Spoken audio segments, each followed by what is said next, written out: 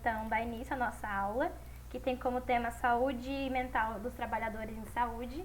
O nosso primeiro palestrante é o Dr. Ciro Massi, que vai falar sobre burnout em profissionais da saúde. O Ciro ele adota uma visão integrativa na medicina e na promoção da saúde. É autor dos livros Síndrome do Pânico, Psiquiatria com abordagem integrativa, Bioestresse, Novos Caminhos para o Equilíbrio e a Saúde, A Hora da Virada, Enfrentando os Caminhos da Vida em Equilíbrio e Serenidade. É pós-graduado em Medicina Tradicional Chinesa e Acupuntura. Tem larga experiência em cursos e palestras para públicos diversificados.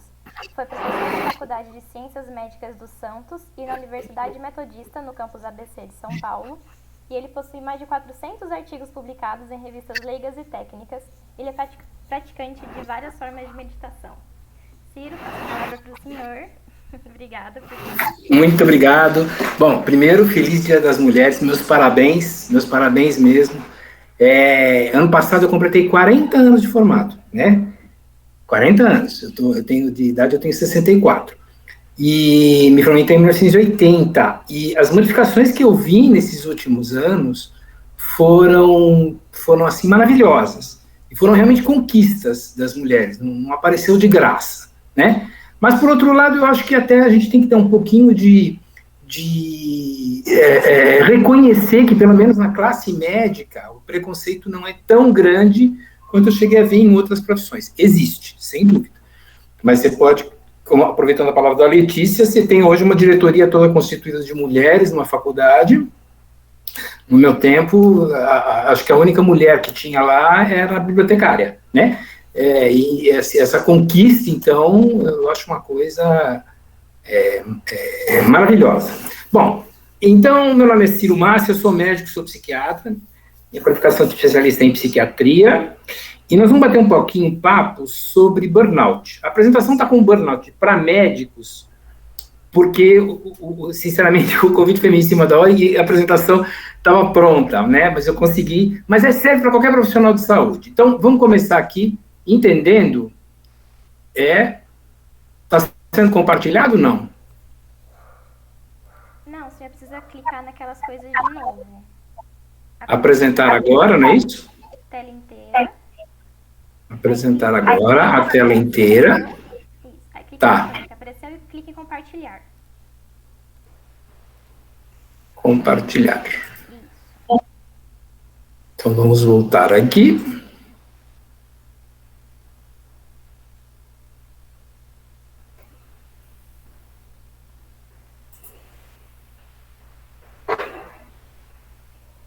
Entrou?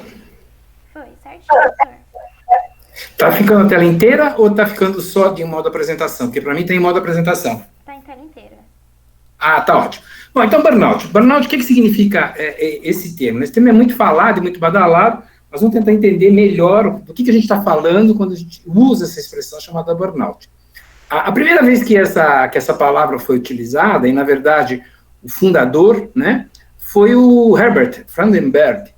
Se eu estiver descendendo alemão, corrija minha pronúncia, né? Mas na década de 1970, ele era um psicanalista, ele não era médico, ele trabalhava com voluntários em clínicas de dependência química e observou algumas mudanças de comportamento, tanto nos voluntários quanto na própria pessoa, que é o que a gente já vai comentar. E ele criou pela primeira vez esse termo, né, burnout, que significa to burn out, né, que significa queimado por completo. Por isso essa imagenzinha de um fósforo que foi totalmente chamuscado, né?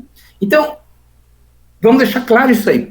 A primeira descrição de burnout foi com o pessoal de saúde, foi com pessoas que cuidam de gente. Posteriormente, esse conceito foi ampliado para outras pessoas, para outros tipos de trabalho, mas burnout nasceu com pessoas que atendiam gente.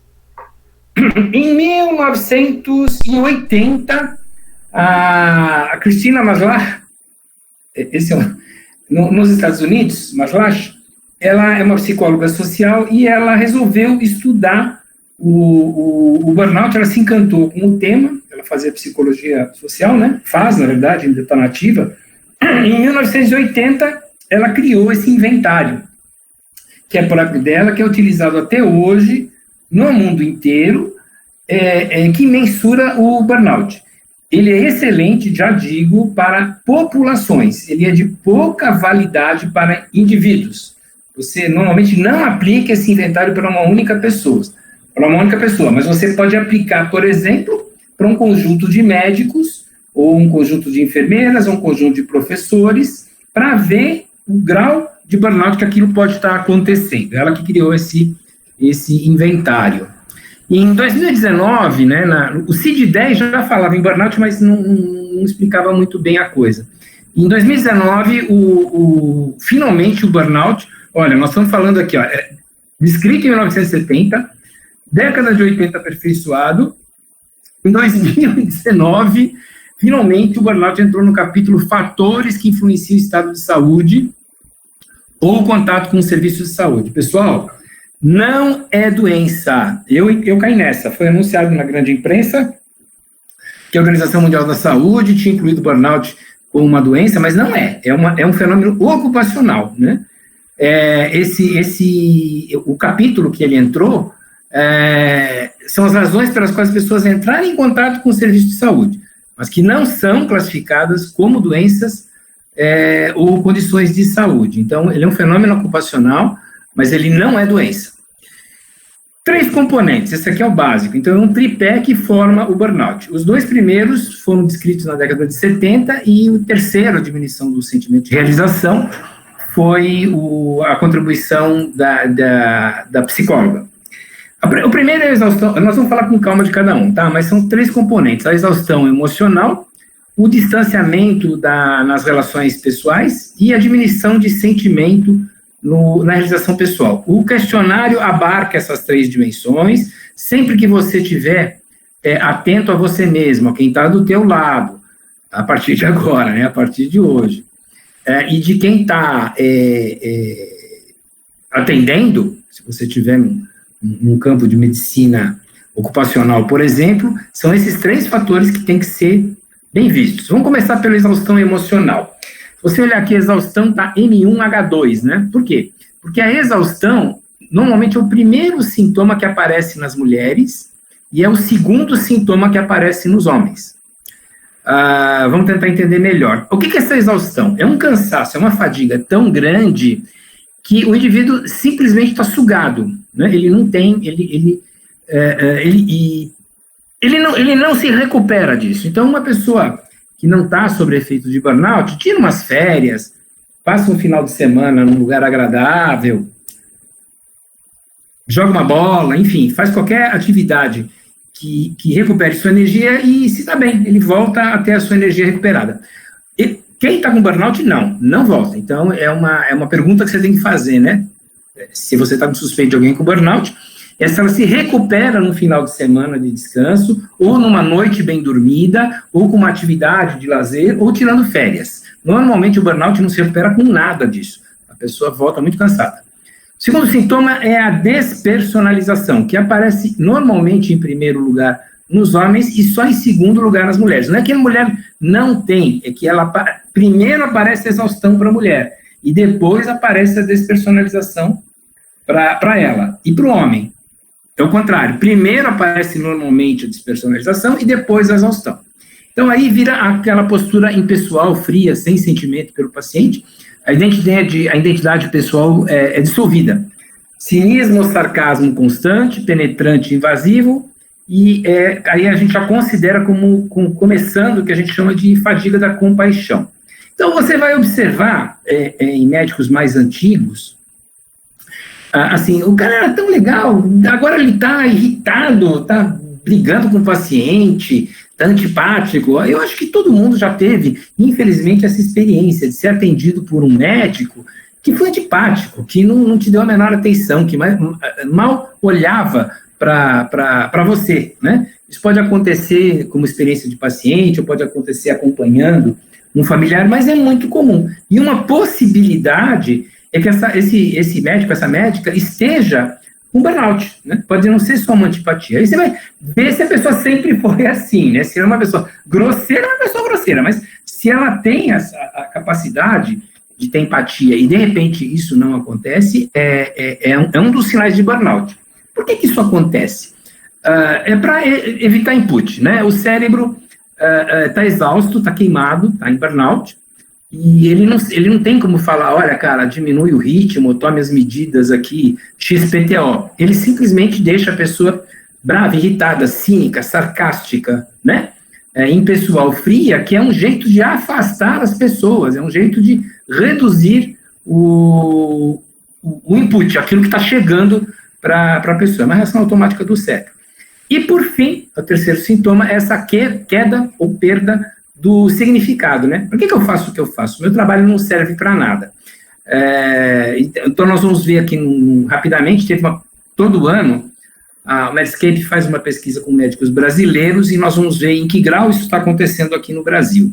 Bom, quais são as fases de evolução? Então, o Freudenberg aí, que foi o primeiro cara que descreveu, ele escreveu assim, isso não acontece da noite para o dia, isso é uma escadinha. É importante você perceber se você não está subindo em direção ao burnout ou descendo em direção ao burnout, mas se você não está trajetando, né, nesse trajeto rumo ao burnout. Primeiro passo é a compulsão por provar o próprio valor. Normalmente começa com uma grande motivação iniciativa, vamos lá, mas ela pode evoluir para uma obsessão em provar o próprio valor, né? A pessoa fica muito competitiva, ela quer estudar tudo, a mais, né? Começa a quebrar um equilíbrio entre o trabalho, ou estudo, e suas atividades de lazer, relacionamento interpessoal, né? Bom, a segunda fase é o trabalho árduo, né? Então, a pessoa normalmente tem resultado de expectativas muito altas e resulta em maior desgaste e mais tempo para completar a tarefa. Aí começa a primeira armadilha. Normalmente, quem sofre de burnout são pessoas, assim, muito aplicadas, muito conscienciosas, de grande valor pessoal. Não percebem que está entrando em burnout e o que acontece? A sua produtividade começa a cair. Como ela tem um desejo de ser uma pessoa útil, né? Ser uma pessoa útil na sociedade, ser uma pessoa competente, o que ela faz diante disso? Bimba, se esforça mais ainda e piora ainda mais o quadro de burnout.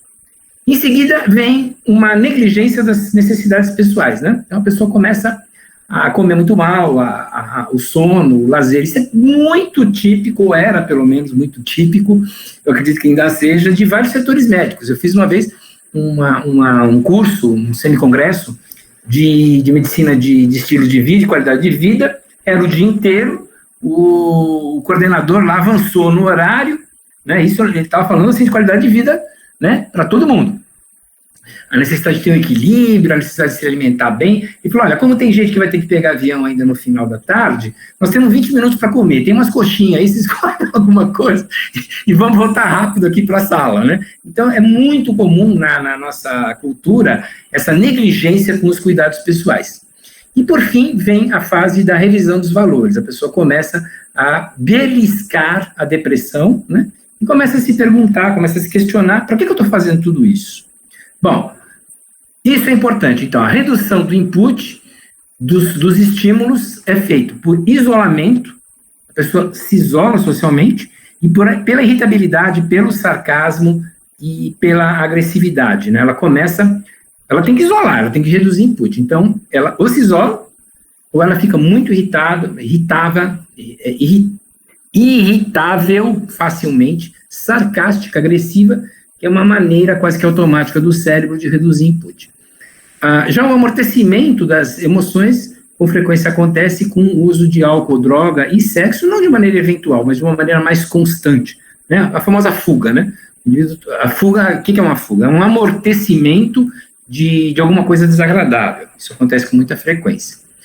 Aí vem desesperança, começa a não ter esperança de futuro, perda do sentimento de valor pessoal, um grande vazio e depressão. A depressão acomete os indivíduos com burnout num percentual significativo, ainda a gente vai falar nisso, né? Aí chegou nesse vazio interior, depressão, bimba, burnout, aí queimou. Aí, e assim, burnout a gente administra, né? Não é como, por exemplo, o estresse. Qual a diferença entre o estresse e o burnout? Estressado, você vai lá, toma um banho, faz uma massagem, sai para bater papo, assiste uma TV, assiste um filme, né? Tem um final de semana bacana e a tua pilha sobe, você se recupera. Burnout não. Burnout é uma espiral descendente. Esse é um conceito fundamental. Não há recuperação com simples repouso. Com as medidas atuais de estresse, de desviar a atenção, de equilíbrio, não consegue. O burnout vai numa espiral e vai descendo mesmo. Bom, agora vamos falar um pouquinho do burnout em médicos, né? O que pode provocar, o que provoca o burnout especificamente nos cuidadores de saúde, nos profissionais de saúde e em médicos de maneira geral. Aqui nós vamos ter esses fatores, né? O contato com os pacientes, o sofrimento, relacionamentos difíceis, atividades não médicas, prontuário eletrônico, funções de gestão, valores da educação médica e falta de soft skills, de aptidões emocionais para enfrentamento. Vamos ver um por um. Nós vamos começar aqui, olha, o contato com pacientes de sofrimento, normalmente as pessoas externas, né, ou que estão começando em medicina, dão um grande valor para isso, né? Não, o médico vê muito. Olha, acostuma, tá? Depois que você termina internato, que você vê um monte de coisa, você cria uma dissociação, né? Então, tem o sofrimento de um lado e você do outro. Então, normalmente não é tão importante esse contato com o sofrimento dos pacientes em relação a outros fatores. Claro que claro, uma pessoa que trabalhe num ambulatório de queimados, por exemplo, vai ter muito contato com muito sofrimento. Mas se ele fizer isso todos os dias, 5 dias por semana, esse sofrimento vai reduzir, por que a gente chama de inundação de estresse, né? Ele é inundado daquela situação e o próprio cérebro acaba reduzindo a importância dessa vivência na geração do burnout. Mas aqui eu queria destacar mais os valores na educação médica, porque isso aqui dá para vocês mexerem.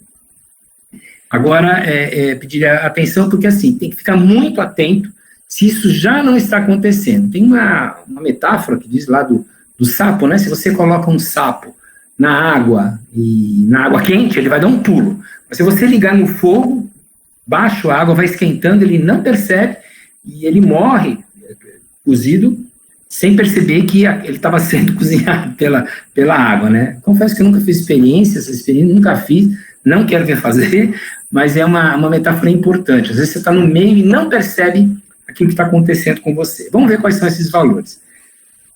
São esses aqui, ó. O paciente vem em primeiro lugar, nunca demonstrar emoções, trabalhar muito, o guerreiro solitário e o perfeccionismo. Vamos a eles.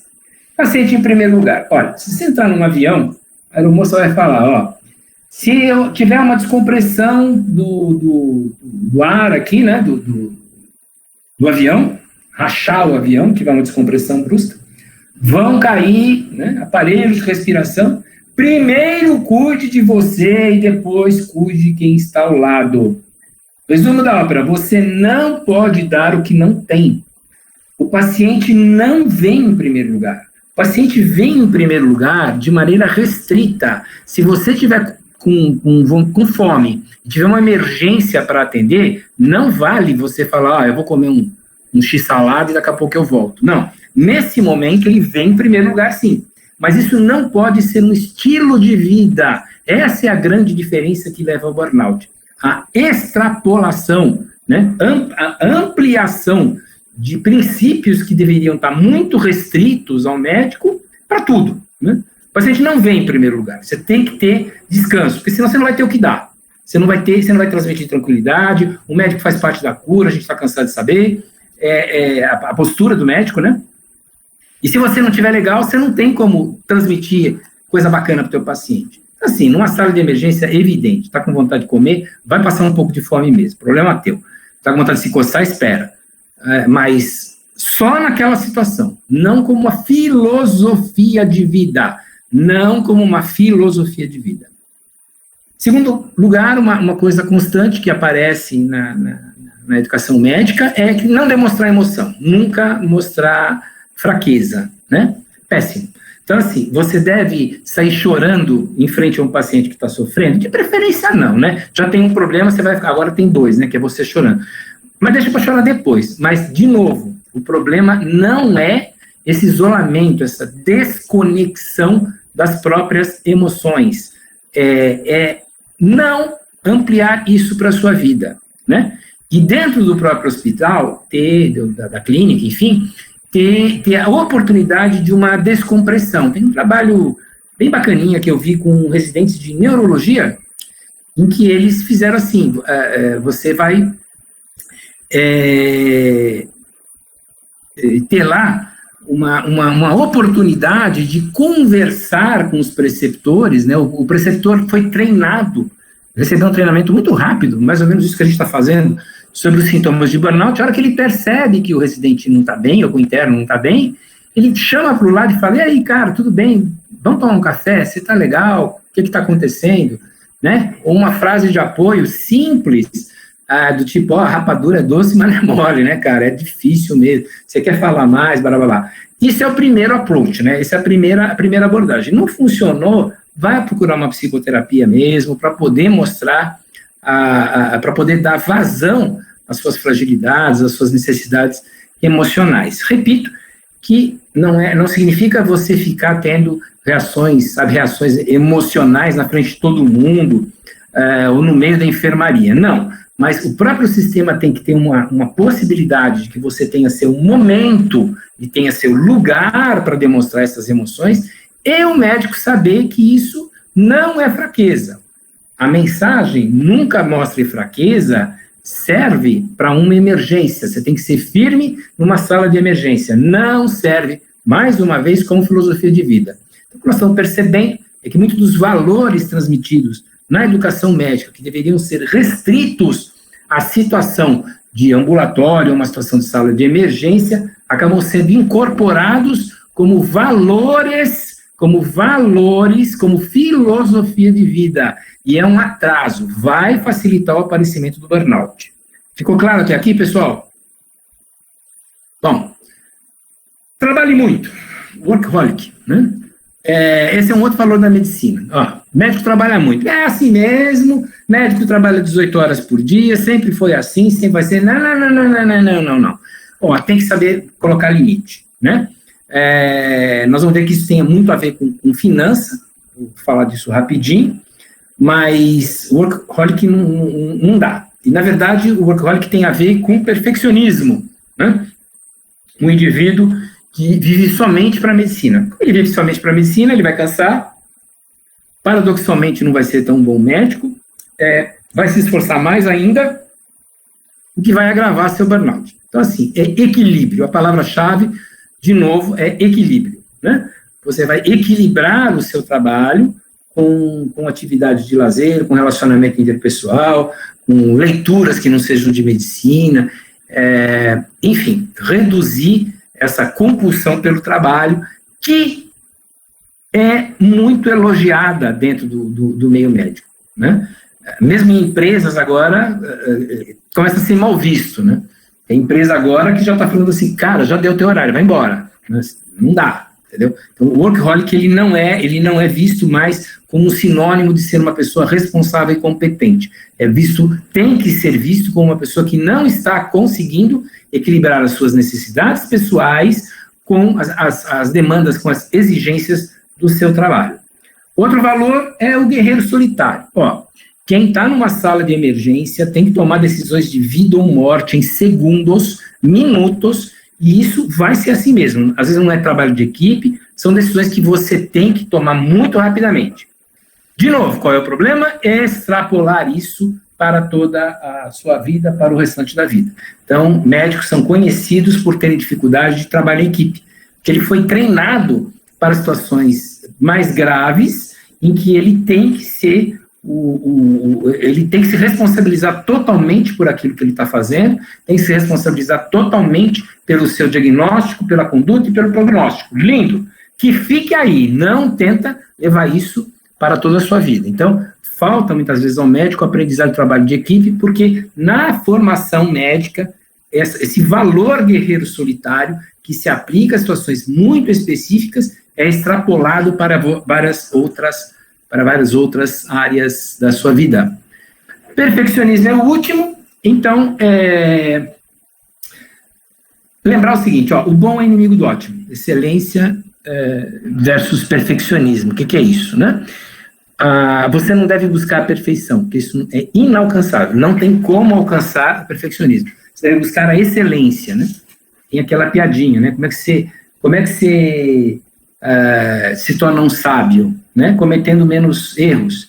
E como é que eu cometo menos erros? Aprendendo com os meus erros. Então, não tem jeito. Você vai ter dificuldade, você faz o seu melhor para que tudo corra bem, mas se você não tolerar um percentual, ainda que baixo, de que as coisas dão errado, né? E às vezes as coisas dão errado porque o organismo humano é imprevisível. Porque você chegou 3 minutos, o paciente chegou 3 minutos depois do que poderia ser feito, né? Então, assim, a pergunta é o que você pode aprimorar na sua perfeição. Não tenta chegar ao perfeccionismo, tenta chegar à excelência. Essa palavra é bárbara, né? Quero ser um excelente médico, eu não quero ser um médico perfeito. Médico perfeito não existe. O ser humano é imprevisível, a arte é muito difícil, longa, você demora muito para acumular o conhecimento, e as situações inusitadas sempre vão aparecer. Bom, as aptidões também de soft skills, né, são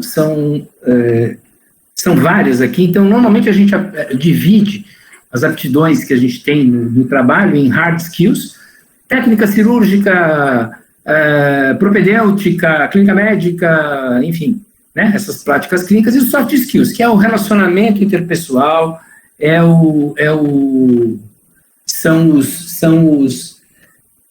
a capacidade de ouvir, se fazer ouvir, de empatizar, de ter compaixão.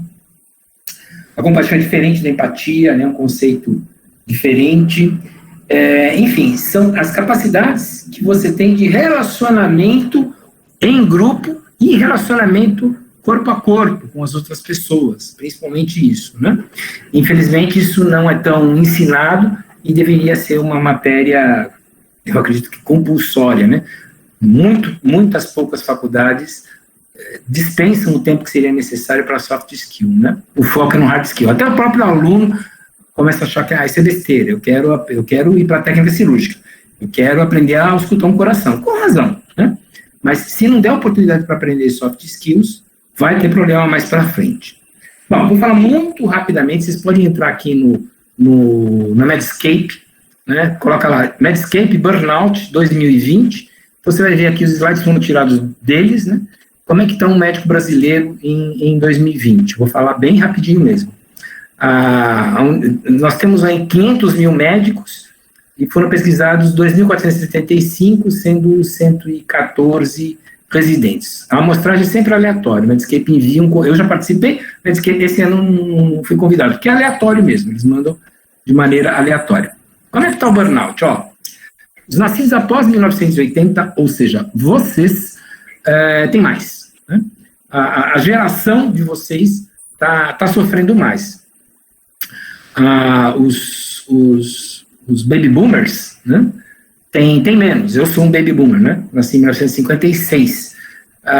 Então, então, o que você percebe é que no histórico do burnout, quanto mais velho vai ficando, menos burnout vai tendo, porque tem uma estabilidade financeira maior, tem mais experiência de vida e aprendeu batendo com a cabeça o que eu estou tentando sistematizar aqui para vocês. A pessoa acaba fazendo de maneira intuitiva, mas se você souber o que tem que fazer, fica mais fácil, né? Desde que a pandemia, perguntaram para os médicos, você começou a trabalhar mais ou menos? Mais nada, menos. E menos significa menos grana, né? Então, assim, você observa, vários consultórios tiveram meses com baixa demanda, hospitais fechando alas, né? Se dedicando ao Covid, e outros profissionais que atendem, sei lá, endoscopia, por exemplo, não tinham o que fazer, né? Então trabalhou bem menos. A gravidade do burnout, né? 10% pensa em abandonar a medicina por conta do burnout, e aí vem uma coisa super interessante que é diferente dos Estados Unidos, a baixa remuneração. Pessoal, eu vou parar aqui e quero chamar a atenção de vocês. Olha, vou dar a seguinte sugestão de uma aula, de um foco, se a universidade ainda não está propiciando isso. Se chama educação financeira. A maioria dos médicos simplesmente não sabe o que fazer com o dinheiro, né? Então, ele imagina que vai trabalhar para sempre, não sabe lidar com dinheiro, e é pior que os nossos pacientes quando lidam com doença, viu? Improvisa demais. Então, uma coisa assim que eu colocaria, além do soft skill, de aprender essas coisas, essas estratégias de relacionamento, seria aprender a lidar com dinheiro. Como é que você economiza, quanto que você gasta, como é que você administra a tua grana. Fundamental. A queixa excesso de tarefa burocrática está começando, não era tão marcante no Brasil, ela aumentou e está alcançando nos Estados Unidos. Nos Estados Unidos, o excesso de tarefa burocrática tem primeiríssimo lugar, não aguenta. E muitas horas de trabalho, né? Aí começa aquele desequilíbrio que a gente fez, ou seja, as pessoas não estão seguindo, não conhecem o suficiente de burnout para tomar medidas preventivas. Já quis se matar? 1/3 pensou, 5% tentou. E desse grupo que pensou ou tentou, 47 buscou ajuda e 53 não buscaram ajuda. É um horror. Mais da metade simplesmente incorporou aquele guerreiro solitário que eu estava falando agora há pouco e acha que tem que resolver com seus próprios recursos. Ele é tão perfeito, né, extrapolou para a sua vida a perfeição e não procura ajuda. 50% aqui, né, crê possuir os próprios recursos, e aqui vem uma coisa legal, hein? 22%, praticamente 1/4, tem medo que aquilo se torne público. Então, assim, tem que mudar a cultura em medicina para que burnout seja considerado uma atividade relacionada à profissão e que não tem problema nenhum. Qual é o maior inimigo? Eu sou psiquiatra. Qual é o maior inimigo da saúde mental? O preconceito. E médico é um dos mais preconceituosos. 1/4? Não, isso é besteira. Não.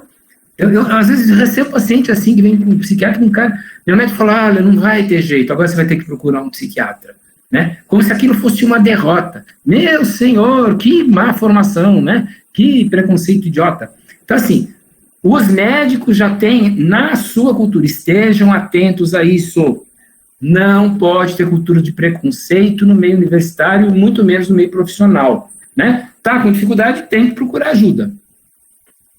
Como é que as pessoas estão enfrentando o burnout?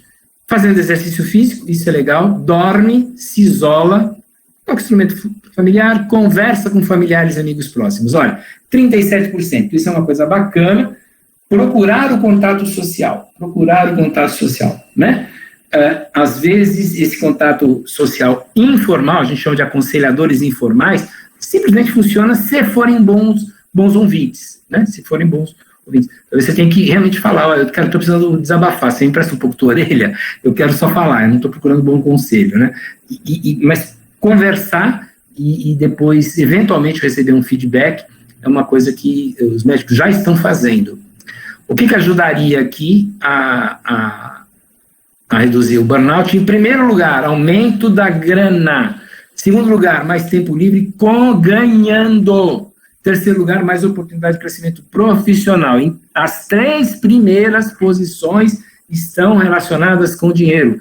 Mas já passou da hora de médico procurar educação financeira. Está bem óbvio isso aqui, está bem claro isso. Quer dizer, ele quer ganhar mais, mas ele não sabe como gerenciar o seu próprio dinheiro Você tem que ou aumentar a entrada ou diminuir a saída, ou os dois ao mesmo tempo. As pessoas só estão pensando em aumentar a entrada. E aí trabalha 18 horas por dia. Quando não sabe o que fazer para diminuir saída e como fazer o próprio dinheiro render mais dinheiro. Isso é o que o pessoal de educação financeira faz, né? Eu sei, sem nada. Eu estou aprendendo agora, né? Estou pagando uma consultoria para eu aprender a lidar um pouco melhor com a minha grana. E eu estou com 40 anos de formado. Não espero esse tempo.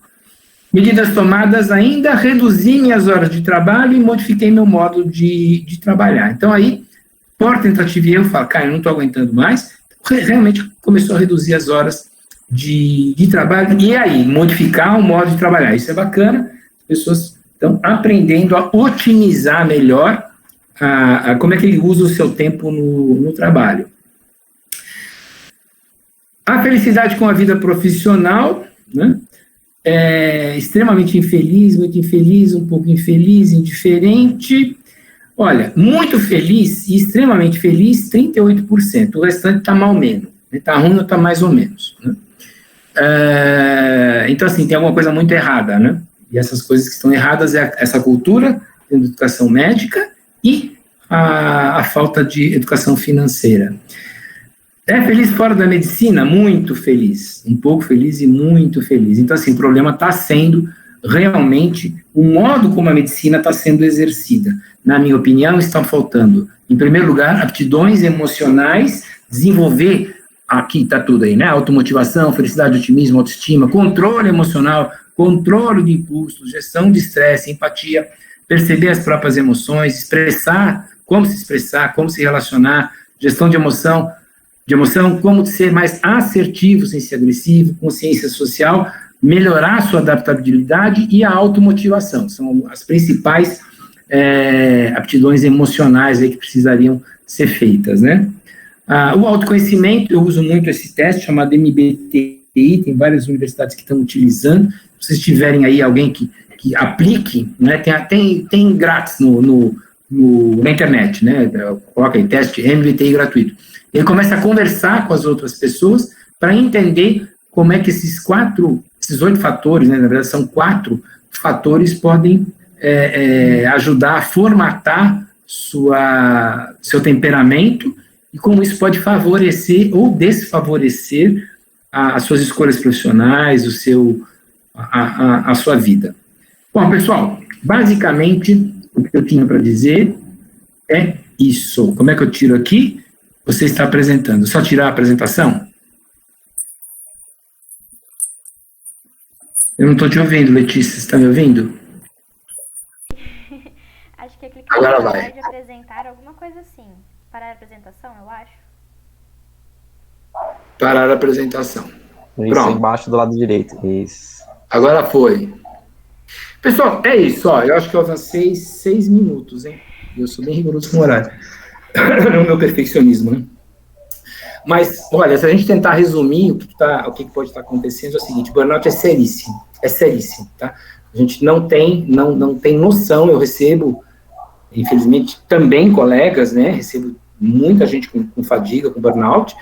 É uma coisa, assim, incapacitante, né? Vamos lembrar que até a década de 1980, se a gente pegasse os transtornos psiquiátricos, né, eles não ocupavam prioridade nenhuma na Organização Mundial da Saúde, porque ninguém morre de psiquiatrite, né? A mortalidade é muito pequena. Mas quando foi levado em consideração os índices de desabilitação, né, perda de qualidade de vida, os transtornos psiquiátricos passaram a ocupar 5 posições em 10, né? É bastante. E dentro disso, sem dúvida, o burnout, ele começa agora a ter a atenção que deve. Era isso, pessoal. Tem pergunta? Como é que você quer fazer, Letícia? Sim, se alguém tiver alguma dúvida, pode falar ou mandar no chat que o Ciro ajuda a gente. Eu tenho uma pergunta. Manda bala. Bacana, Ciro. Eu imagino que deve ser um pouco difícil também o diagnóstico diferencial, né? Como que você vê mais, assim, na sua análise, na sua experiência do diagnóstico diferencial de um quadro depressivo, de um quadro ansiogênico, de um transtorno de pânico, enfim, e do burnout, assim, é relacionado exatamente à questão do trabalho? Você consegue visualizar bem isso na sua clínica? Se você fala em burnout, tem que estar relacionado ao trabalho. Por definição, não pode estar relacionado a alguma coisa. Agora, quando você vê a pesquisa de burnout, ela sempre está de mãos dadas com depressão, né? Então, vamos lembrar que o burnout, a gente tem aquela reação básica de luta, fuga e imobilização, né? Todo animal, nós somos animais, ou entra no estresse, que é de luta e fuga, ou entra numa reação de imobilização, se finge de morto para ver se o predador cai fora, né? Essa segunda reação está muito relacionada com depressão, né? A imobilização com depressão. E o burnout, quando esvazia a energia, quando o indivíduo começa realmente a se isolar, né? Eu faço um teste aqui na clínica, chamado variabilidade da frequência cardíaca, né? Que é a diferença entre o tempo de 2 ondas T no eletrocardiograma. Se estiver muito congelado, muito próximo, isso é ruim, a pessoa não tem adaptabilidade. Se estiver flutuando muito, também é ruim. E às vezes você percebe o predomínio do sistema nervoso parasimpático, que é típico, né? Essa reação é típica da imobilização, do indivíduo que foi submetido à pressão durante tanto tempo que ele já não sabe mais como reagir. Mesmo que a pressão tenha reduzido, ele já não sabe mais como reagir. Então, você percebe por parâmetros fisiológicos, em primeiro lugar, o que está acontecendo. Bom, critério diagnóstico, transtorno de pânico é totalmente diferente, são crises de pavor absoluto, não tem relação com burnout, que é um cansaço e mobilidade. A ansiedade, a preocupação excessiva, eventualmente acompanha, e a depressão muitas vezes acompanha. Como é que você vai fazer o tratamento? Primeiro, fazendo um diagnóstico bem acurado. E aí você vai lançar a mão dos instrumentos que você acha mais convenientes. Eu acho que sempre a gente deve, de preferência, começar com uma medicação não tão agressiva, então eu uso muito fitoterápico, eu uso homeopatia, né? Homotoxicologia, que é um tipo de homeopatia composta, uso alguns nutracêuticos, né? Vitaminas, minerais. Não funcionou, eu avanço. Eu não tenho nada contra antidepressivo, nada disso. Mas tem meses, né? Alguns meses atrás eu recebi uma colega neurocirurgiã, num quadro de burnout assim, bem significativo. Ela foi atendida por outra colega, uma colega psiquiatra, que prescreveu assim com absoluta precisão. O antidepressivo estava muito bem prescrito. Só tem um problema, neurocirurgião não pode ter tremor fino, né? Mas ele vai pensar aneurisma. Então, eu tive que retirar e fazer uma outra abordagem, que felizmente, nesse caso, funcionou. Não sou santo milagreiro, mas nesse caso especificamente funcionou, sem o uso de antidepressivo, que você não tem como utilizar, né? Com esse mesmo. Não sei se eu respondi a pergunta. Sim, com certeza. E aí, Letícia, a bola é com você. Bom, a Ana acabou de colocar no chat o link para vocês preencher para presença. Todo mundo que é ligante, por favor, preencha para a gente ter o controle. E tem mais uma pergunta que mandaram no chat pra gente. Perguntaram se o diagnóstico de burnout aumentou durante a pandemia, por causa do Covid, do trabalho excessivo. Então, assim, ainda não teve tempo suficiente, né, para a gente dizer. Os transtornos emocionais, sem sombra de dúvida. As causas de afastamento no trabalho por transtorno emocional, segundo aí os dados do INSS, aumentou em 1/3, 33% entre 2000 e 2021, não, um pouco antes, 1999 para 1920, né? Mas no último ano aumentou aí 1/3. O burnout, eu acredito que tenha aumentado também. Certo, obrigada. Alguém tem mais alguma dúvida? Se não... Acho que foi isso então. Muito obrigada, Dr. Ciro, pela aula que você deu. Foi muito importante, o senhor conseguiu explicar de uma forma bastante elucidativa, bastante didática. Foi realmente muito bom. Discutiu pontos, inclusive, pra gente olhar pra nós mesmos e se precaver, né? Cuidar de você mesmo. É isso aí. Gente, muita paz, muita saúde, muito sucesso, mas sem burnout. Até mais, gente. Obrigado, viu? Tchau, tchau. Obrigada. Até mais. Tchau. Tchau.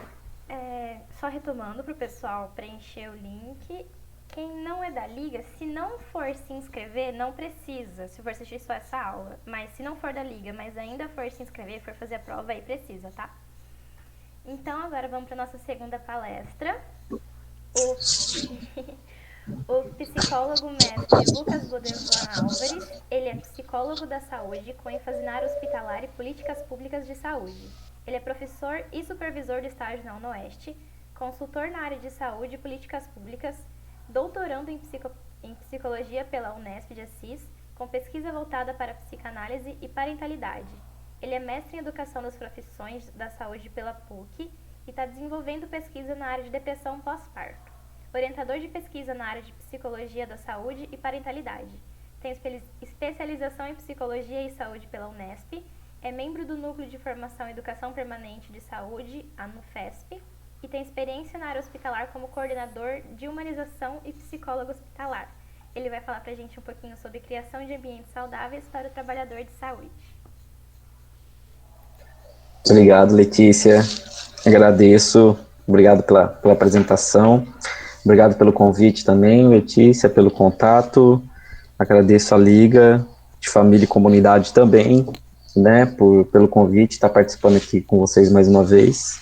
Dr. Ciro, né, essa palestra maravilhosa e, sem dúvida, que contribui muito, né, para a nossa formação, essa visão dele muito humana, muito significativa. E vamos que vamos, né? Queria trazer um pouco, mas antes gostaria de parabenizar também, hoje pelo Dia Internacional das Mulheres, né? Letícia colocou os vídeos que foram bem significativos, e lembrar, né, que é uma data de luta, é uma data para a gente relembrar as desigualdades, relembrar a opressão, né, e o quanto que a gente precisa avançar, principalmente aqui no Brasil, enquanto sociedade, enquanto relações, né, para a gente ter cada vez mais uma sociedade mais justa e menos machista, tá? Então que a gente não esqueça que é uma data de comemoração, mas também de luta que não pode se esfriar. Bom, eu trouxe alguns pontos aqui para conversar com vocês sobre criar ambientes de trabalho para o trabalhador de saúde, né? Quando a Letícia me convidou para falar sobre isso, né, e quando eu fui ouvindo também o Dr. Ciro trazendo algumas coisas, eu trouxe alguns pontos, né, e vou focar em alguns principais, né. Primeiramente, eu gostaria de introduzir, assim, né, com vocês sobre o ambiente saudável. É muita coisa para pensar, né, eu não teria como, em meia hora aqui, falar para vocês o que influencia um ambiente saudável, porque são muitos os fatores. São fatores biológicos, são fatores psíquicos, sociais, econômicos, espirituais, enfim. Né, nós somos seres biopsicossociais, nós temos muitas influências, né, naquilo que nós somos. Então, o ambiente saudável é algo de extrema complexidade e que deriva de muitos fatores, né. Eu aqui vou focar em alguns, né, para dar uma ênfase, mas pensar em ambiente salutar, né, como o Dr. Ciro falou, né, a gente tem que pensar em salário digno, a gente tem que falar em equipes suficientes, a gente tem que falar em valorização, em carga horária que não seja desumana, né, é muito difícil, é interdisciplinar aqui a Liga, né, é muito difícil nós pensarmos em um ambiente saudável quando a gente está em plantões seguidos de 24 horas, isso é humanamente impossível, o Dr. Ciro já deixou bem claro, né, nós não vamos conseguir nunca ver um ambiente saudável se a gente estiver insatisfeito com a nossa profissão, se a gente estiver com burnout, se a gente estiver, enfim, com muitas outras situações, com certeza dificulta, né, se a gente tiver com um salário que não é compatível com a nossa profissão, se a gente tiver problema em casa, enfim, tudo isso sempre vai influenciar como a gente olha também o nosso ambiente. Então a gente influencia o nosso ambiente, a gente é influenciado, né? Então um ambiente saudável, ele é atravessado e influenciado por muitas questões, né, que deveria, né, ter um destaque especial. Mas eu vou olhar hoje numa outra perspectiva. Eu vou tentar trazer uma fala para vocês, primeiramente para pensar as equipes, né, a interdisciplinaridade como uma estratégia de ambiente saudável, né, e vou inclusive pegar um pouco do link, fazer um link com o que o Ciro trouxe, né, no sentido de refletir sobre o que nós fazemos enquanto prática de saúde, né, vocês aqui enquanto estudantes, né, não sei se temos profissionais, enfim, né, profissionais, estudantes da área da saúde, a gente tem que pensar primeiro, né, que profissional que nós queremos ser, né, que profissional que nós, como nós, né, observaremos as nossas práticas, como a gente vai se relacionar com as nossas equipes, né, porque tem algumas coisas que dificultam, né, e outras que favorecem quando a gente pensa em ambiente saudável. Tá? Então eu vou focar nessa questão da interdisciplinaridade e da formação, né, que nós temos em saúde. Primeiro que a grande maioria da formação, né, da saúde, ela é quase sempre fragmentada.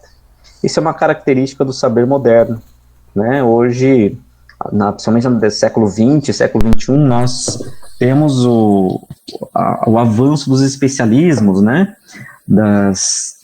Cada vez mais de áreas específicas, especialidades, que obviamente, né, não estou aqui dizendo que são ruins, estou dizendo que avançam, né? Então hoje nós temos um especialista, não mais um oftalmologista, nós temos um retinólogo, nós temos, né, ou enfim, na nossa própria visão nós temos especialistas. Então nós não temos mais o cardiologista, nós temos o especialista em válvulas, especialista, enfim, né? Então, isso trouxe muitos avanços, isso trouxe muitos ganhos em questão de técnicas, em questão de avanços, de medicações, que são muito significativas, né? Nós não podemos negar. Porém, a gente, para aprender, né, a gente acaba fragmentando o sujeito, conhecendo cada vez mais uma partinha dele, né, e a gente acaba virando técnicos de saúde, né, e não mais profissionais da saúde. Uma saúde marcada pela fragmentação, marcada por esse olhar menos integrativo. Então a gente se torna cada vez mais especialistas em uma parte do ser humano. Mas nós, profissionais da saúde, nós somos humanos também, né, por ser humanos, nós sabemos que nós não adoecemos uma parte.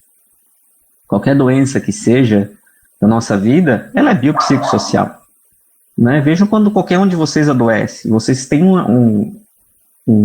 algo que afeta todos os contextos do nosso corpo, da nossa vida. Então, o nosso sofrimento ele não é fragmentado. Eu digo que a gente sofre por inteiro. Mas se a gente tem uma doença no corpo, a gente tem um atravessamento com as nossas questões psicológicas. Mas veja uma simples gripe, né? Ou uma virose, né? Que a gente fica com o corpo ruim, a gente fica desanimado, a gente não tem ânimo, a gente não quer trabalhar, né? A gente quer ficar deitado, enfim. Da mesma forma, uma depressão, uma ansiedade que afeta o nosso corpo. Então, apesar de a gente ter hoje uma prática de saúde fragmentada, né? Onde nós ensinamos as pessoas uma parte. Então, a pessoa entra na faculdade, ela vai fazer medicina, vai fazer psicologia, vai fazer enfermagem, nutrição e físio. Pronto. Dividimos os seres humanos em pequenas partes para entendê-lo melhor. Tudo bem. Só que a gente esquece de devolver. A gente esquece de olhar o sujeito e nós mesmos, enquanto multidimensionalidade da nossa vida e da nossa existência.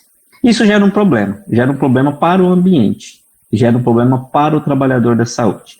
E eu vou dizer por quê, e é em cima disso que eu gostaria de discutir com vocês. Né? Primeiramente que eu sempre observo muito isso nas práticas dos profissionais de saúde, se tem uma coisa que o profissional de saúde não tem é tempo.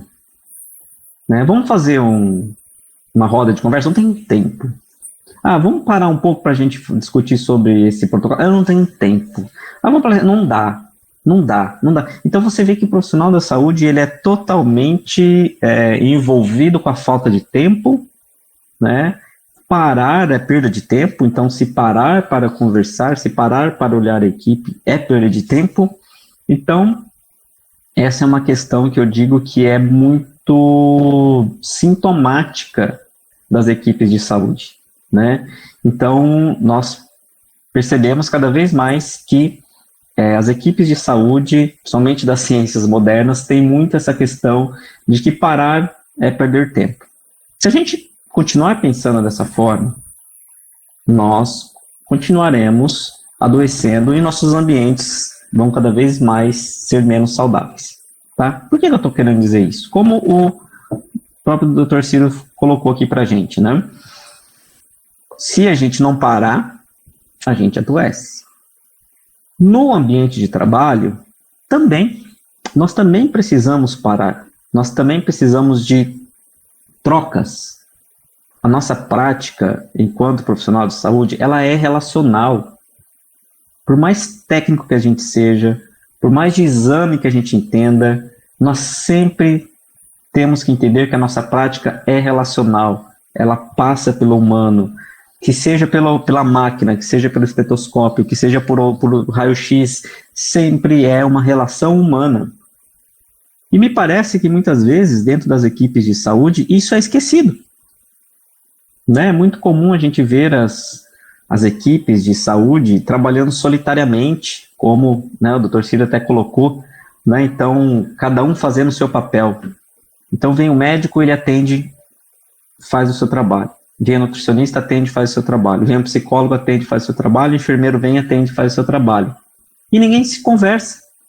Ninguém sabe o que está acontecendo. Aí a gente pode dizer, mas eu não tenho tempo para parar para conversar com os outros profissionais. Então, isso desfavorece o ambiente saudável, né? Isso desfavorece porque, a partir do momento que a gente entende que a nossa prática, ela é uma prática de troca, né? O quanto que a gente está utilizando do potencial humano dos grupos para ter um apoio dentro das equipes, né? O que eu estou querendo dizer com isso? Né? Quando o Dr. Ciro até colocou da questão da descompressão, né? Em que momento nós paramos, né? Não sei se vocês já estão, né? Tem pessoas de vários níveis, de vários termos, vai ter gente já último ano, enfim, mas em que momento que vocês têm para parar, né, olhar para aquele dia, olhar para aquele plantão, ou olhar para aquela semana e falar, poxa, o que foi pesado, o que pegou, o que foi difícil, ou em que momento que o seu supervisor, seu preceptor, seu professor, seu colega, enfim, durante a sua visita, a sua passagem diante o paciente perguntou o que você sentiu, né? O que você sentiu ao perder esse paciente? O que você sentiu ao ver uma criança nessa situação entubada? O que você sentiu quando você acompanhou essa mãe que perdeu um bebê? Essas perguntas, elas às vezes não entram na formação do profissional de saúde. Só que entra na sua experiência. Né? Pode não entrar na formação, ninguém dá aula para vocês de relações humanas ou de interdisciplinaridade, ninguém, mas você não consegue fugir dessa sua experiência. É impossível. A sua prática profissional, enquanto profissional de saúde, está intimamente relacionada com a sua experiência subjetiva. Não tem como, você é um humano cuidando de um humano. Só que muitas vezes as nossas práticas tecnicistas, nós esquecemos isso, ou a gente se ilude, achando que vai ser possível a gente fazer uma prática de saúde, onde eu posso ou eu consiga simplesmente não sentir nada dessa questão do encontro com o paciente, com o familiar. É impossível. Se a gente achar que é possível, acontece como o Dr. Ciro colocou ali, ou seja, adoece. Chega na estafa, chega no limite. Porém, quando eu coloco essas questões, o profissional da saúde, na maioria das vezes, na sua formação, ele é colocado como um ser quase que não humano, né? Ou seja, que vai dar conta. A morte, não se fala sobre morte. Não a morte do corpo, mas a morte para você. Como é para você perder um paciente? Você vai perder paciente. Mas é normal. Não é normal. Não pode ser normal. Você não precisa chorar toda vez. Mas, em alguns momentos, né, você vai olhar para si, né? Como a Carol colocou, olhar para sua perda, para sua saúde, né? E em que momento que você vai ter isso para conversar, para dialogar? Né? Como será que eu, enquanto profissional de saúde, sinto o que eu sinto quando eu encontro as minhas fraquezas? Será que isso me faz um mal profissional? Né? Será que eu posso ser um profissional super bom, super bacana? Tá, mas você é humano, você vai ter fraqueza. E isso é um problema, isso necessariamente, né, depende do que lugar que você ocupa. Se você ocupa o lugar, né, do representante divino que vai dar conta de tudo, você pode sofrer com isso. Mas na nossa sociedade há um status quo sobre o que é ser profissional de saúde, né? E muitas vezes a gente, enquanto profissional da saúde, a gente se investe desse lugar, e quando a gente começa a lidar com os limites humanos dentro das nossas práticas, nós não temos espaço para dialogar sobre isso. Porque profissional de saúde que sente é frágil, né? Ou falar sobre humanização, né, tem a ver com coisas superficiais, não é necessário, tá? Então a gente precisa pensar um pouco sobre como a gente está se formando, para pensar num ambiente agradável, um ambiente saudável. A gente se forma para respeitar a prática do outro, ou a gente se forma para se achar superior ao outro? Né? A gente trabalha numa perspectiva vertical ou numa perspectiva horizontal de saúde? Né? Porque a horizontalidade, ela produz um ambiente saudável, a verticalidade não. Né? Se a gente entender uma saúde enquanto um lugar onde há uma verticalidade e essa horizontalidade ela não ocorre, nós vamos ter cada vez mais pessoas sofrendo, sem dúvida nenhuma. Então, quando eu paro para pensar sobre um ambiente saudável, eu entendo necessariamente que a gente precisa de pausa, a gente precisa de troca, a gente precisa de reflexão. São 3 pontos importantes que os profissionais da saúde precisam fazer e não fazem. Tá? E se fazem, acha que é perda de tempo. Né? Eu, como consultor de saúde, né, eu muitas vezes vou em algumas equipes de hospital e eu paro muitas vezes para conversar, né, com eles e eu faço uma pergunta muito, muito interessante e a falta de resposta me chama a atenção. Né, porque primeiro vamos parar, nós vamos precisar parar em algum momento. A gente não tem 15 minutos para parar para conversar. Se vocês não têm 15 minutos para parar para conversar, tem alguma coisa errada. Né? No sentido de que a prática de saúde não pensada, não refletida, né, ela não cria um ambiente saudável. Se a gente não tiver um momento para olhar, né, não estou falando que precisa ser todo dia isso, mas em algum momento a experiência individual ela precisa ter um espaço de troca. Isso se chama saúde mental, isso se chama a descompressão, né, que o próprio Dr. Ciro falou que precisa. Em que momento que a gente olha para a nossa prática para descomprimir esse estresse e essas demandas que tanto sobrecarregam os profissionais de saúde? E não é uma questão só individual. Né? Então, eu muitas vezes paro, principalmente com as equipes de UTIs, enfim, eu pergunto para os profissionais, né, enfermeiros, psicólogos, médicos, enfim, o que a gente está fazendo aqui? Né? A gente está trabalhando. Tá. Ok. O que mais? Né? A gente está trabalhando. Tá. O que mais? O que vocês estão fazendo aqui? É uma pergunta que gera silêncio. Porque a gente não pensa o que a gente está fazendo aqui. A gente faz. Né? Se eu perguntar para vocês, o que vocês estão fazendo aqui hoje? Agora? Né? Por que vocês estão aqui? Por que vocês estão cursando o curso que vocês estão cursando? Ah, porque eu quero ganhar dinheiro. Ah, porque tem que estudar, né? Ah, porque não sei o quê. Porque você vai começar a ver que um monte de resposta ainda está distante daquilo que é o seu próprio desejo.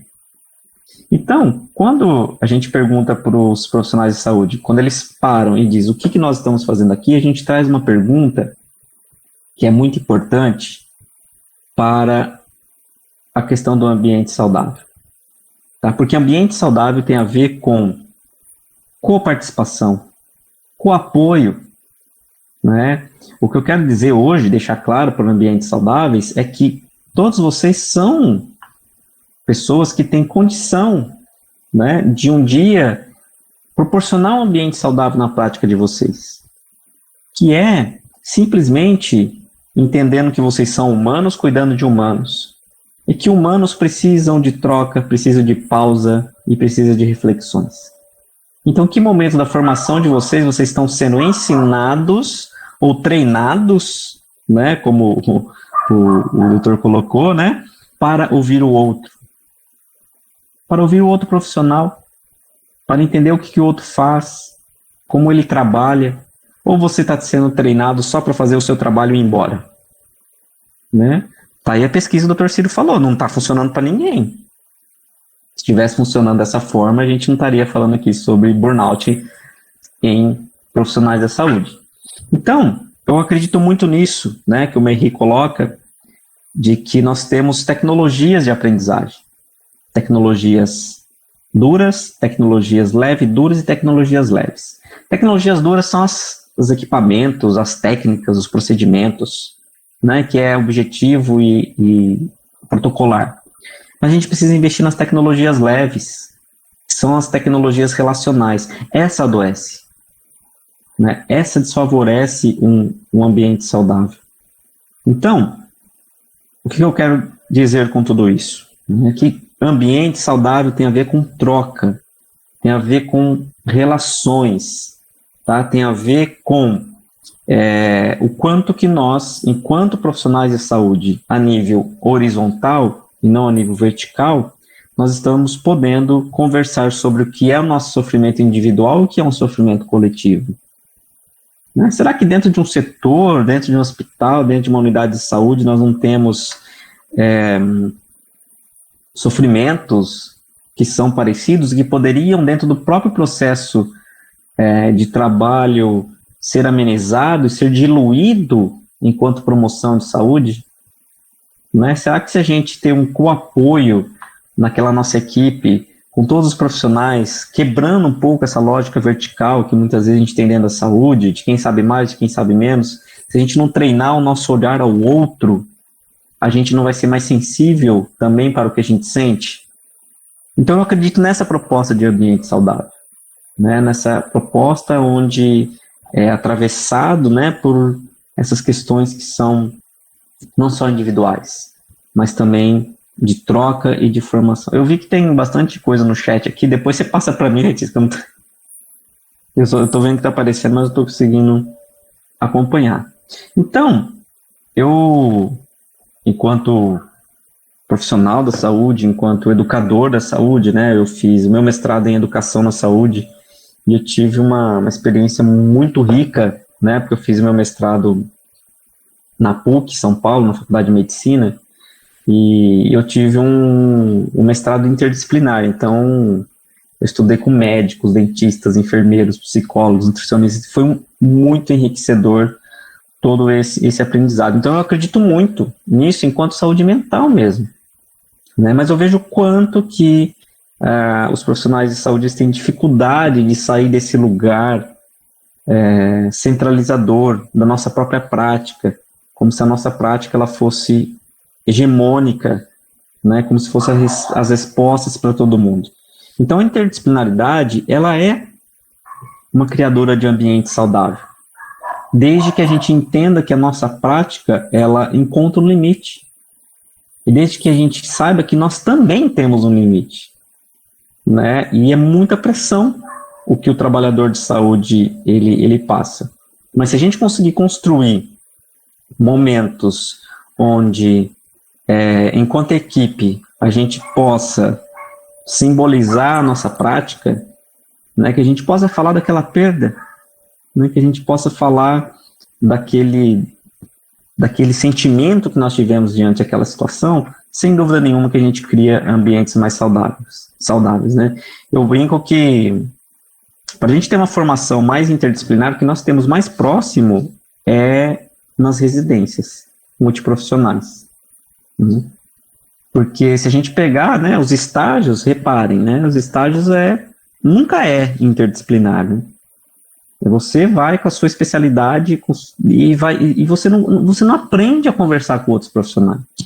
Você não aprende a olhar o que o nutricionista faz, você não aprende a olhar o que o fisioterapeuta faz, que o psicólogo, o médico, o enfermeiro, você sabe que se faz, que tem alguém fazendo, mas a gente não aprende a ver a prática do outro, a entender a prática do outro, né? E sem dúvida que isso não cria um ambiente saudável, né? Ao contrário, o que vai criar, né, um ambiente saudável é a nossa capacidade de ter pausa, ter troca, ter reflexão e ter o olhar.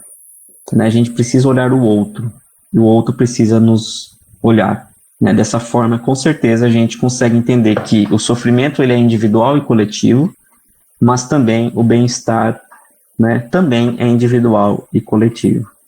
Então, é mais ou menos os pontos que eu gostaria de trazer para ouvir vocês. Eu estou vendo que tem bastante coisa aqui, né? E é um pouco disso que eu queria contribuir hoje, para a gente pensar um pouco. Então agora a gente vai abrir para as dúvidas. Se alguém tiver alguma dúvida, pode mandar.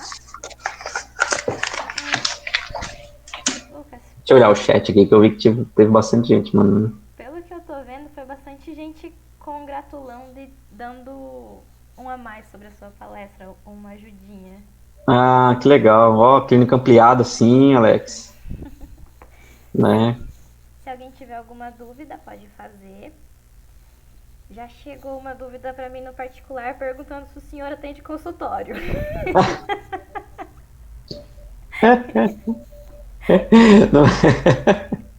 Ai, que legal. Sim, Letícia. Sim, atendo. Aqui em Prudente, pessoal, aproveita, porque eu seria de São Paulo, mas o Lucas é nosso psicólogo aqui de Prudente. Eu sou prudentino. Que legal, o pessoal gostou, que bom. Ju, seu áudio tá desligado.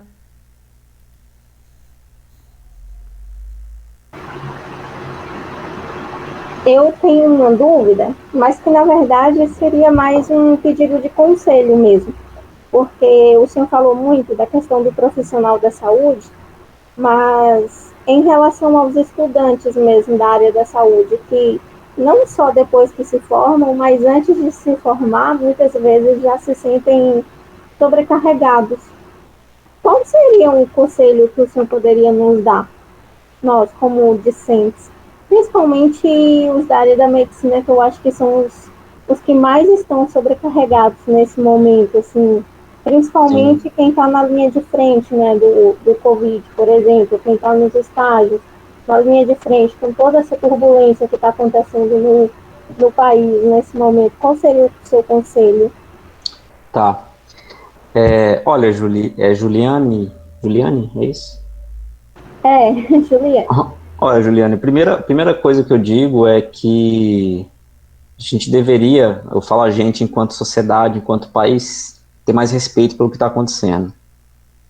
Né? Acho que a primeiro conselho nem seria para os profissionais, né? Seria por que a gente não está levando isso a sério. Né? Acho que a primeira coisa que eu colocaria, né, é que não adianta a gente ficar levantando, batendo palmas para os heróis, que são os profissionais de saúde, que eu não tenho dúvida, né, porque heróis também são aqueles que estão conseguindo ficar em casa, né, que estão conseguindo fazer isolamento social, porque eu acho isso um respeito muito grande para os profissionais da saúde. Né, lotar hospital, lotar leito, abrir 500 mil leitos para a gente poder aumentar, né, vir com essa estratégia fúnebre, que vamos ter bastante leito para abrir tudo, né, eu acho isso muito complicado, muito delicado, né, não vou ir nesse, mas eu acho que primeiro a gente começa com respeito de fora, sabe, porque tá difícil para vocês, agora eu vou falar vocês enquanto profissionais, porque, né, vocês estão aí na linha de frente, vocês estão lá também, né, então acho que a primeira coisa que eu colocaria é uma reflexão, né, da gente enquanto sociedade, do como que a gente está conduzindo isso, né, de não fazer aglomeração, não fazer festa clandestina, entender tudo isso como um processo, né, importante também. E o segundo ponto que eu vejo você, assim, né, que eu pensaria, enquanto uma questão de formação, uma questão acadêmica, é a mesma pergunta que eu coloquei para vocês, que os profissionais deveriam fazer, vocês também precisariam fazer. Em que momento vocês estão parando para falar sobre isso que você me falou? né? Em que momento está sendo possibilitado isso? Né? Porque não adianta só ir lá e fazer. Isso está gerando uma tensão, está gerando angústia, está gerando medo, está trazendo um monte de sentimentos e emoções que emergem da própria prática. Então, alguém precisa tomar frente e dizer, nós precisamos pensar nossas práticas. Nós precisamos parar em algum momento e olhar um para o outro e ouvir isso que você falou. Mas isso dentro de um contexto, aí não sei, né, como se configura a prática de vocês, mas dentro do estágio, dentro do internato, não sei, né, como que isso está se configurando. Mas quem que está pensando isso? Alguém precisa, né, tomar frente e falar assim, não, nós precisamos de um tempo para dizer sobre o que é, porque não é só ir lá no hospital e atender toda essa demanda, né, é também pensar o que isso está gerando em vocês enquanto formação, como você disse, vocês também estão estafados, né, então eu penso que a mesma pergunta eu faria, né, para vocês, porque isso tem a ver com a formação, né, como é, né, gente, vocês pararam para pensar que essa questão de pandemia, pelo menos no Brasil, essa situação que a gente está vivendo, que é uma situação de uma calamidade, uma situação muito difícil, né, muito séria, ninguém que está vivo passou. Ninguém que está vivo hoje tem essa experiência do que é viver em uma pandemia. Né, outro dia eu estava conversando, tenho um filho vai fazer 10 anos agora, e a gente estava na mesa do jantar, eu falei para ele, pô filho, olha que legal. Né, você vai ter uma experiência com teus filhos de falar que foi uma pandemia. Eu não tive, meu pai não teve, meu avô não teve. Nós não vivemos algo parecido. Ninguém viveu enquanto sociedade, enquanto sistema de saúde, enquanto formação, né? Então, por que vocês também, entre vocês mesmos, né, alunos, não fazem roda de conversa aí online, que pode ser, talvez, ou dentro do campo de estágio de vocês, para olhar um para o outro e falar assim, como você está? Como você está hoje?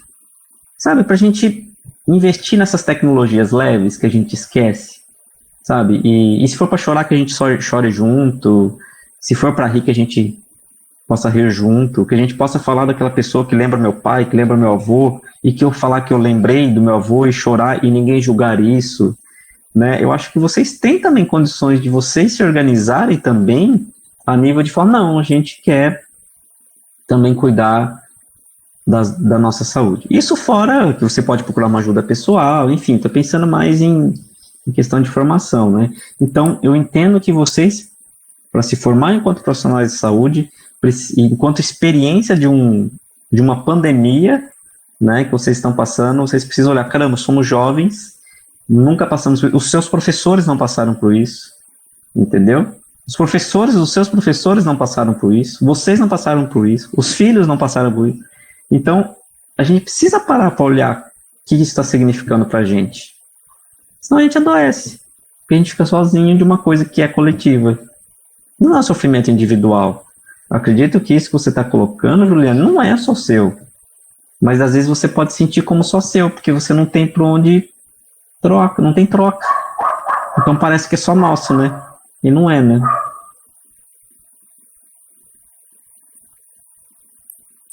Não sei se sugerir alguma coisa ou não. Nossa, muito bom. Obrigada, viu?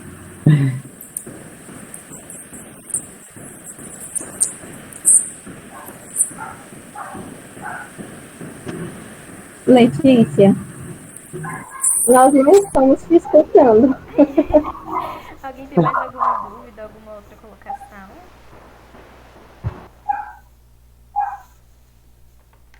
Mas isso que o senhor falou é realmente bastante real. A gente preconiza muito a humanização do paciente, mas a gente não se humaniza.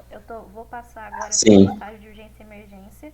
Alguns colegas meus já passaram e falaram que é uma coisa extremamente pesada. Chega um adulto jovem lá, poucos anos, sem comorbidade, com um pai, com um filho, pede por favor não me deixe morrer, de repente o cara desatura, a gente tem que entubar e pouco tempo depois ele morre.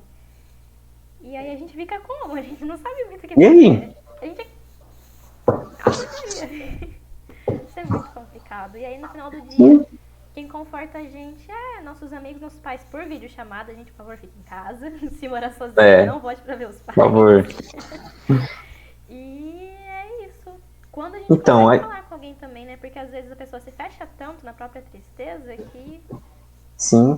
Aí você vê que você falou, Letícia, o conforto ele tem que ser individual, de uma coisa que você estava lá no seu trabalho, no seu estágio. Já não é estágio, para mim estágio é trabalho. Né? Então, veja isso, né? Eu digo que a saúde mental tem muito preconceito. Nós temos muito preconceito sobre as emoções, sobre o que a gente sente, né? Um profissional de saúde, ele se cobra muita frieza. A gente tem essa ideia de que profissional bom é profissional frio, né? Isso só faz as pessoas sofrerem. Acredite, gente, só faz sofrer. Um bom profissional não precisa ser frio. Um bom profissional não precisa ser desumano. Tá? A gente precisa entender um pouco de onde que vem esse discurso, né? Por que que as pessoas elas acabam reproduzindo isso, né? Porque isso gera mais sofrimento para vocês, né?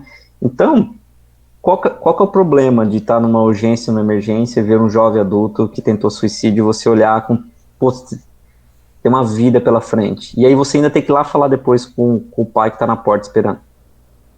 Meu, você vai chamar isso de fácil, né? Então o que acontece muitas vezes, os profissionais, como eles não conseguem desenvolver isso, essa habilidade, isso é uma competência da prática profissional. Isso é uma habilidade, uma competência de vocês enquanto profissionais. Se a gente não desenvolve isso, o que a gente faz? A gente vai desenvolver defesa. Tá? Então, sempre diante de uma situação dessa, você vai se ver cada vez mais precisando o quê? Se defender.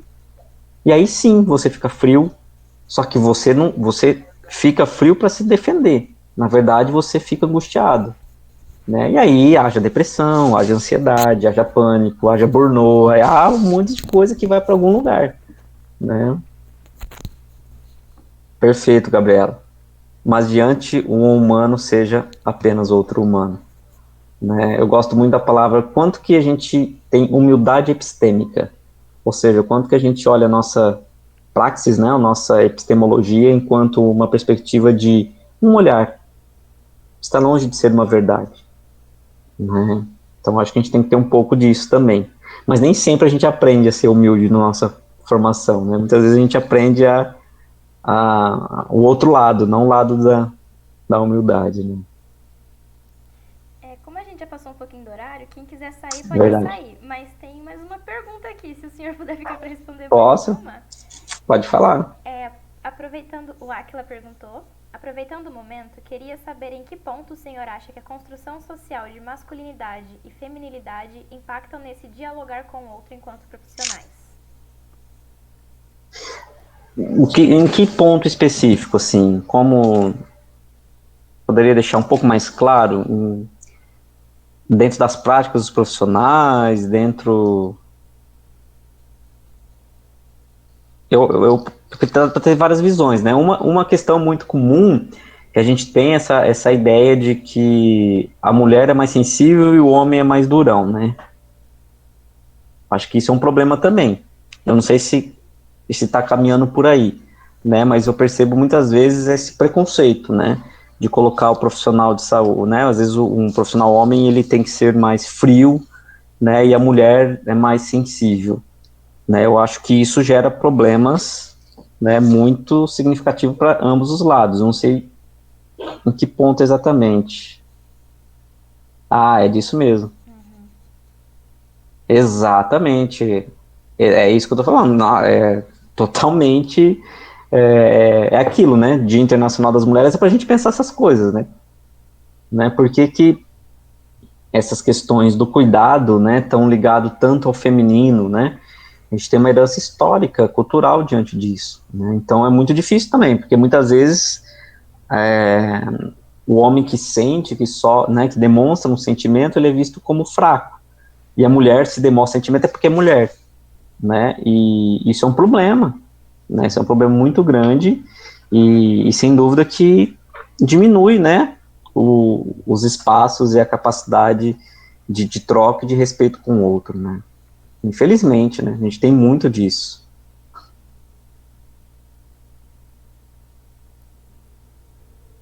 Vocês repararam, muitos de vocês estão nos hospitais, vocês repararam que quase 100% dos cuidadores que estão dentro do hospital cuidando de pessoas são mulheres?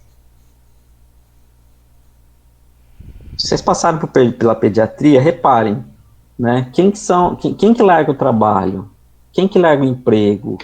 Quem que deixa de trabalhar para ficar com o filho, com a mãe, com o pai? Então, né? Isso nossa, a gente não percebe, passa despercebido. Mas olha dentro do hospital quem que está acompanhando a maioria das pessoas que precisam de cuidado. A gente tem essa ideia de que é mulher que cuida, né? Isso é muito complexo, né? Isso tem um machismo muito forte, né? E às vezes muitas instituições também não deixam pais acompanharem filhos dentro do hospital, proíbem que pais não podem dormir, né? Tem muitas instituições, acho que aqui acho que não é assim, mas eu já passei por muitas instituições que fazem isso, né? Que só pode dormir mulher na pediatria, por exemplo, não deixa o pai dormir, né? Então, tem muito o que avançar ainda, né? Isso, Gabriela, exato. Exato, enfermeiras, cuidadoras, professoras.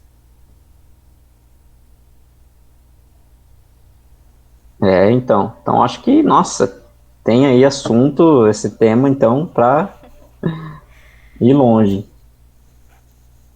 Bom, então acho que agora, para encerrar, eu gostaria de agradecer a todo mundo que está participando dessa nossa primeira aula da Liga. Bem-vindo a todo mundo. E agora, em especial, os nossos palestrantes. Tenho certeza de que tudo que foi falado hoje a gente vai levar para a nossa vida. Foi um aprendizado extremamente enriquecedor para a vida pessoal mesmo de cada um, porque todos aqui são profissionais da saúde ou vão ser futuramente.